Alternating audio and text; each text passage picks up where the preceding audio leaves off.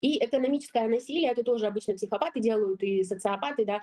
им нужно жертву, ну, нарциссы тоже, им нужно жертву обездвижить. Обездвижить они запрещают разные контакты прежние, которые были, да, и ее нужно обездвижить, чтобы она никуда не делась, чтобы она сидела здесь, не могла выйти, потому что в современном мире любой выход на улицу уже так или иначе как-нибудь связан с деньгами, да. И, соответственно, и он тотальное управление берет с помощью денег, что она никуда выйти не может, потому что у нее денег даже своих нету, да, или, допустим, или управление такое, что если она вдруг сделает не так, как он захочет, он ей денег не даст, там, на детей, на еду даже элементарно, да, и таких случаев очень много тоже. Вот такой вот страшный экономический абьюз, когда мужья запрещают женам работать, чтобы, не дай бог, они не оперились, да, и не заявили там, о том, что они тоже, ну, люди, и, да, и имеют право на